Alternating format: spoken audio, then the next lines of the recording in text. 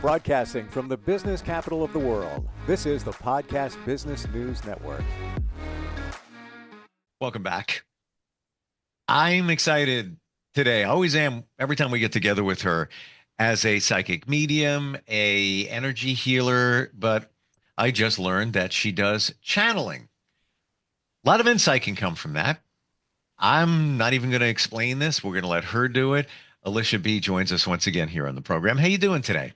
I'm doing great. How are you today? Super. Yeah, it's great to have you back. And that Thank that you. whole that term channeling. hmm Um, when we hear it, when we say it, we have a view of what it could be in terms of what we've seen on TV and what we've heard. How do you define channeling? Channeling for me is a continuous flow that you receive a message. It's hard to explain. When you get a flow of information and you know it's not coming from you, it just continues and it's showing you things that you showing or telling you things that you never thought of, was never your personal thought. And it just starts coming in and you're seeing events happen or you're seeing changes for people if it's related to a person. If you channel the Akashic records, it could be specific to a person. What I channel is humanity messages. I open myself up for large scale messages that can impact humanity one way or the other. Yeah. Wow. Yes, I'm going to ask you what you've gotten recently, but I want to share something with you. Uh, Years ago, I was doing a morning radio show. I've done many Mhm. decades. And this one particular one, the woman who's a psychic wanted to come on.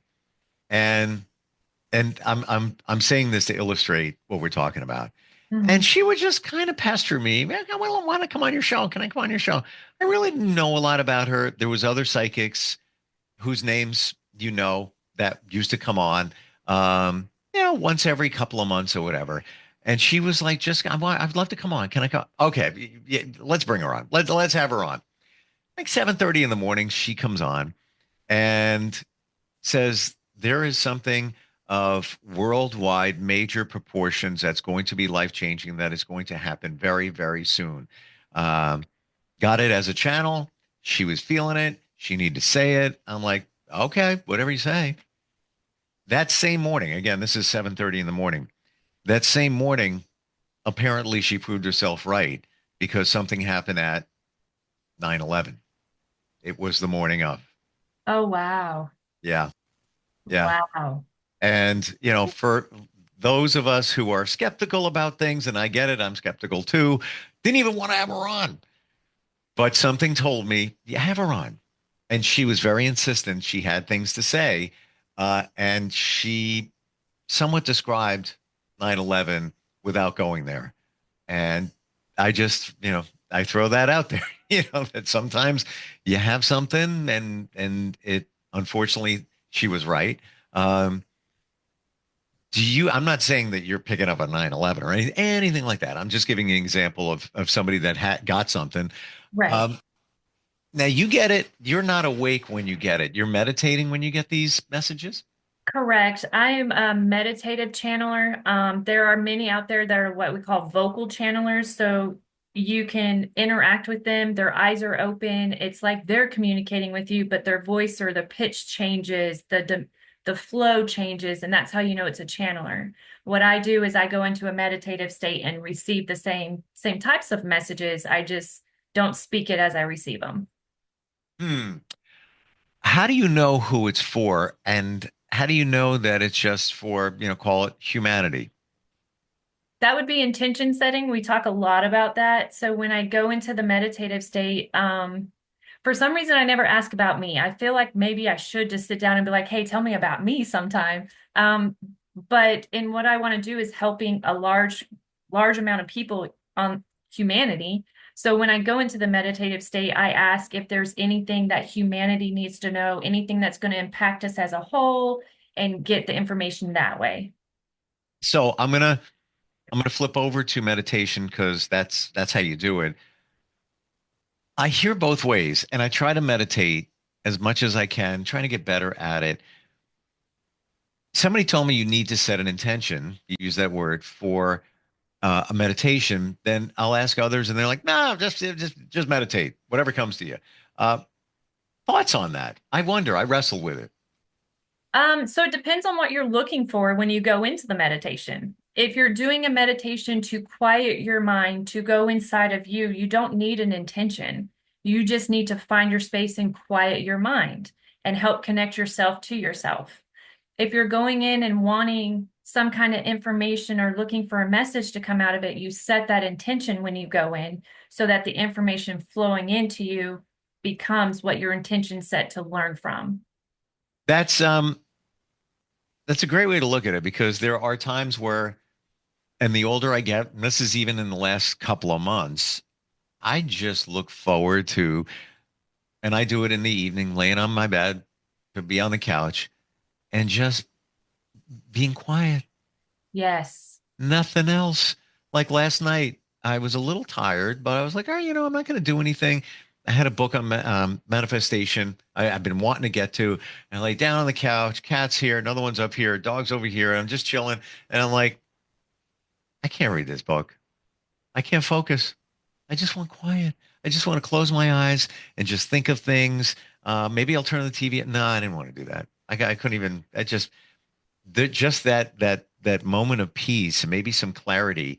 But I find also, if I don't set an intention, sometimes you get the mind, chatter, and Yes. you might feel that you weren't productive in what you're doing. Yes. That happens a lot. That happens with me too. And what you have to try to do is what I either do is have some form of soft music in the background. So when my thoughts start flooding in, I can redirect my attention to that music so it overcomes the thoughts. Hmm. Or as the thoughts roll in, I'm like, oh, nope, that's me thinking. Let me think on my breathing. And I pull my breathing down to my heart center. And that helps pull the thoughts out of my mind and just opens me up. Hmm. Yeah, and that's why they say breathing is so important in so many different ways. Side note on the music, I would assume it needs to just be nondescript music and something in the background. Don't put on songs because your brain's going to focus on the lyrics, the images, the beat, and all of that. Then you're gonna start like, dancing. No, you Right, want you want right. to kind of that what do they call like spa music, that Yeah. very just instrumental background. Nature sounds are great. Mm, It's a great connection, one to ground yourself and clear your mind. And then just instrumental, something that you just feel calm in, not one that's very aggressive in its tone, but a soothing sort of instrumental music. Yeah. So, what have you gotten lately for all of us? A message for all of us that during a meditation, anything that comes to mind. And again, um, disclaimer: we're not holding you to this. Anything could change tomorrow in terms of the energy, life changes, everything. Yes. There's always things going on. Sometimes it comes to fruition, sometimes it doesn't. But what are you getting? So the biggest one I got was actually back in October. And this is one I think a few weeks ago I barely touched on as far as a geographical changes of the year 2025. Um, it was back in October, and what I got was one geographical changes, but I was seeing events that are now starting to happen. Um, Earthquakes are more often. They gave me specific locations to keep an eye on. Flooding that's been happening. They gave me, again, specific locations that it was going to occur. And it's not to destroy humanity, it is to shift humanity into a higher timeline. So we're working to shift and ascend instead of being trapped under a system that controls what we do on a daily basis. We're meant to take control ourselves and be connected to, God, to source. And what we're doing right now is allowing other people to dictate how we work. And so I saw it's just so hard to speak on because again, like you said, I don't want people to hold me to it. This was read in October. This is now January. If I went and meditated on it, it could be a totally different message. But back in October, I was informed that the fault lines would be more active. The one I didn't even know we had one in my area in Tennessee, Alabama, that fault line is said to become active this year from that message in October. The one in California as well. And then the flooding that happened in Europe, I was notified of before it occurred in the Poland area. And so I saw those things happening. And when it came to me, I was like, there's no way. There's no way. Like, this is my brain. And then it started flashing up on my feed. The news started reporting it. And it was just wild and crazy after that. Wow. Um, Gotta ask you because it's been so impactful lately. But did you get a message about the wildfires? Not the fires. I had talked about this with some of my other metaphysical friends. What I got about was the lower California portion, so LA South in that area. I'm not from California, so excuse my geographical commentary, but from LA and south, that would have a flood impact at some point this year. And so when the fires came, to me, Spirit came and said, look, we're protecting them. This is a horrible tragedy, and I'm not negating the tragic events that happened or the loss of life, and I feel for them. But Spirit showed me it was a protection because when that water comes, there's no stopping it. You can't run from it. You're not going to get out in time. And so I felt more like an alignment for protecting the people, but also working to help humanity evolve. How would the wildfires protect in that regard? It moved them out of the way, so got them out of the locations that were going to flood and shifted the populace to other locations. Um, Again, I know there was loss of life, and I'm not saying there wasn't, and not everybody made it out unscathed. But what they were showing me is almost a quick, kind of like you see in what was the movie, The Day After Tomorrow, the big push of water. It's going to be similar to that, and there's not going to be time to move, to evacuate, to get out because it's going to happen quickly due to either a volcano or an earthquake, which now we have a new active volcano, submarine volcano, and that one, I was like, oh, that's kind of aligning with what they told me. But the Hmm. fires are a way to get them to where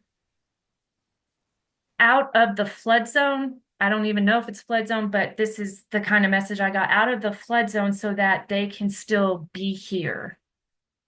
Well, a lot of the fires were along the Pacific Coast Highway, and that's very surprising because I was looking at a some drone shots yesterday, and like I didn't know they were that close to the coast of what you're referring to. But it also makes me wonder that I don't even want to say this, but the flooding that you're referring to would have to be reasonably soon because people are going to start rebuilding within a year, call it Mhm. that. For some, it'll take longer, of course. Um, so it would have to be reasonably soon. And then are we talking, when flooding like tidal wave, tsunami, that kind of thing? It appeared yes, but then I learned a little more about California and their water control, I guess, from north to south California, reservoirs, things of that nature. And when you put all the pieces together, when an earthquake occurs, if it impacts more of the northern state, it's going to flood the south. Like that's how their water system is set up. The the volcano where it's located is in the northern area of California. If that were to erupt, which I guess they are now projecting it will sometime within the next year to, I don't know, year-ish, from what I heard, would break down and flood that southern portion. Gotcha. Yeah. Wow. Um, where do you get this from? Is it your spirit guides providing you this insight? Sometimes it is this specific one. I know we are hearing a lot about aliens and things of that nature now, was a celestial being. I don't know specifically where they were from. It was a reach out message to just bring awareness. Um, but it can be my guide, it can be my angels. They'll do what download that information, kind of like a computer. And it's also just any higher being. There are people that channel dragons. Dragons, their energy and their existence is real, especially in our metaphysical world. If you think about it, how can we think up something so magical and mystical when we think about the human brain? We had to have interacted at some point, and we're just bringing those past memories to the now. And so it can be a host of different energies and different beings that we channel. Let's go basic for a minute. Mhm. Let's say somebody wants an answer and they could meditate on it. And it's my belief that everything we need to know, it's within us. You just got to ask for the answer. How do you hear it? You meaning everybody. How do anybody hear an answer? You ask, you need an answer. How do you get it? I had someone recently ask me that question, actually, and they are trying to meditate and get the connection to have that communication with their spirit team. And what I like to tell people is when you quiet down and have a random topic pop in your head or comment or thought, if you had not previously been thinking about that, that's your team coming in. That's your team throwing that and being like, hey, communicate back with me. Let me give you this. But instead, sometimes when we get that message and it's an odd message, we're like, that was weird. Like, I don't know why that came up. Instead of doing that, thank them. Thank you for that. What does that mean? What do I need to Hmm. know from this? And that's the kind of good way to get the ball rolling. So those random thoughts that pop in your head aren't random. Not always. Not No, always. no. Hmm. Interesting. I'll be honest, I do this a lot.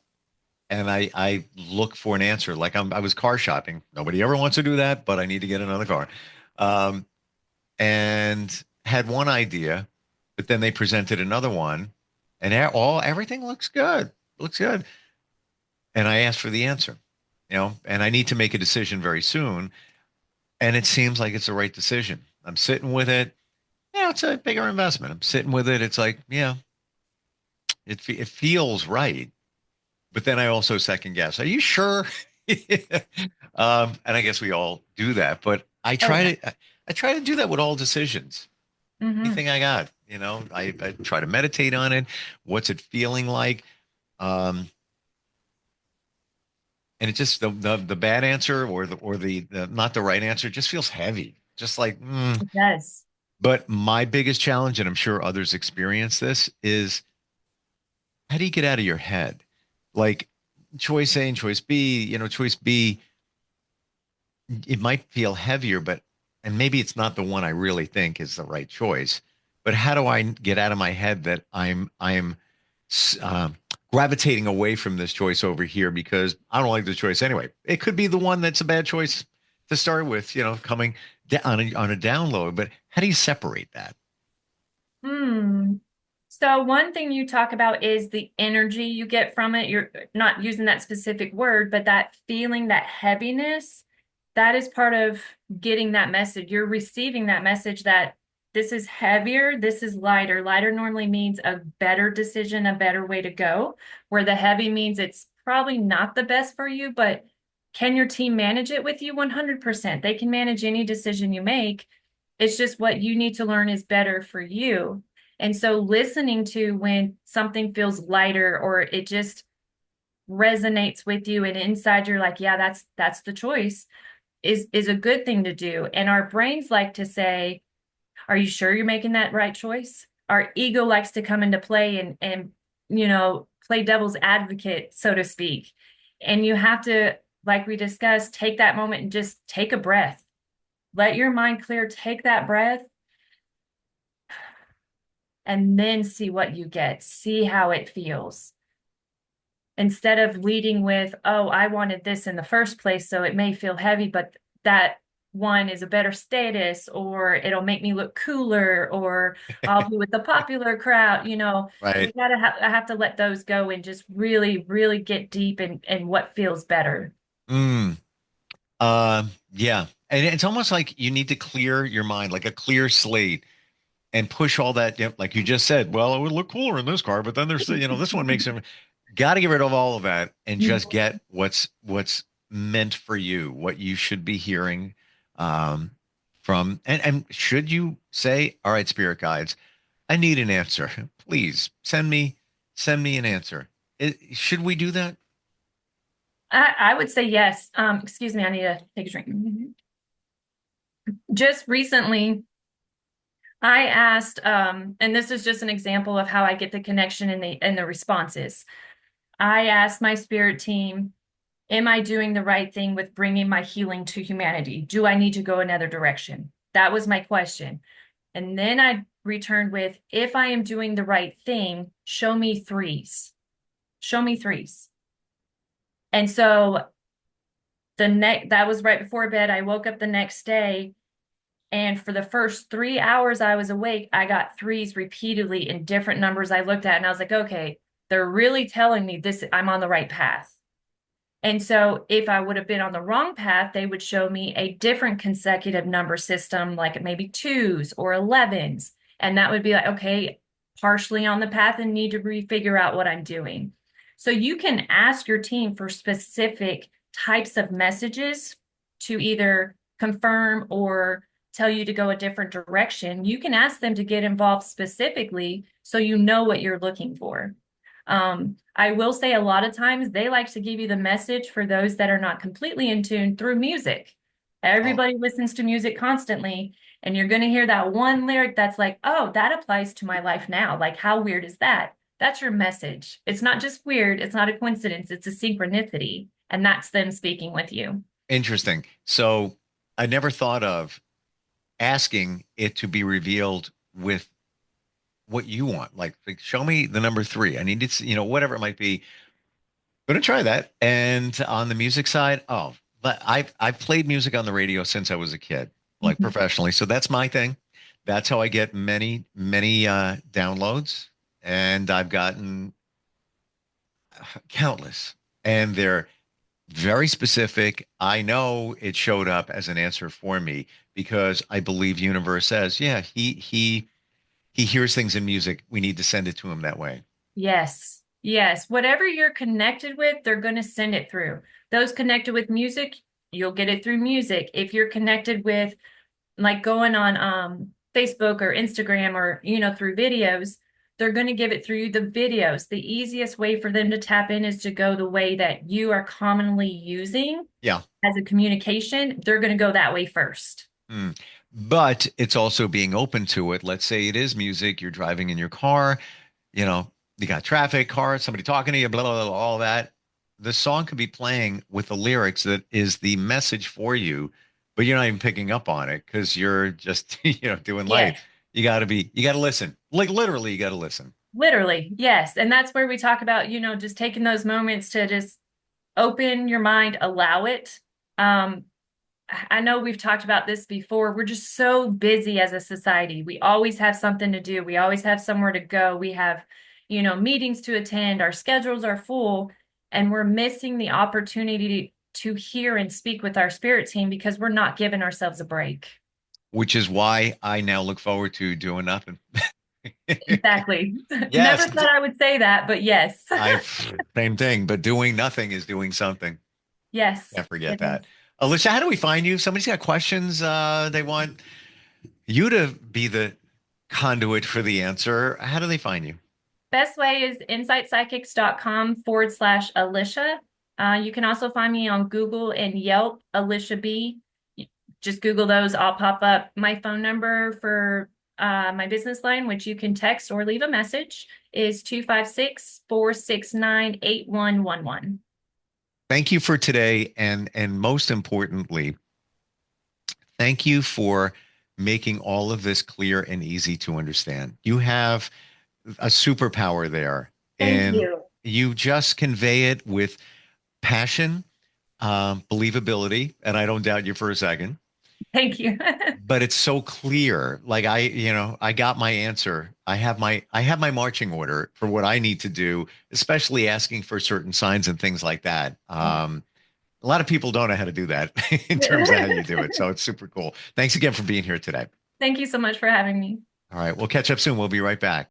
Are you looking for even more of the podcasts and hosts that you love? The Podcast Business News Network is proud to announce that you now have even more ways to listen live. Check out the MyTuner Radio, online radio box, and Simple Radio apps on iOS and Android, or find us online. Search for Business News Network on mytuner-radio.com, or search Podcast Business News Network on streama.com and onlineradiobox.com/US. Take your podcast on the go and don't miss a minute of the action.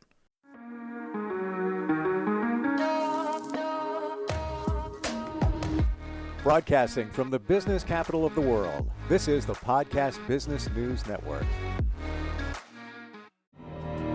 For nearly 2,000 severely injured veterans, everyday life has become filled with barriers. Day-to-day simple tasks can become pretty daunting. I have to carry my chair up 2 flights of steps or have somebody do it for me. What scares me the most is just the falling. When I'm struggling with my house, I think, to have that one great barrier just knocked down, it's crucial. Home for Our Troops is a wonderful nonprofit that builds a Mortgage-free, fully adaptive, handicap-accessible house. And there's no catch. It'll be our very first home that we've ever owned. This is a game changer. This is where your life begins again. We need you to join us in completing this important mission. Please visit hfotusa.org and help build homes and rebuild lives. Because of you, everything's going to be okay.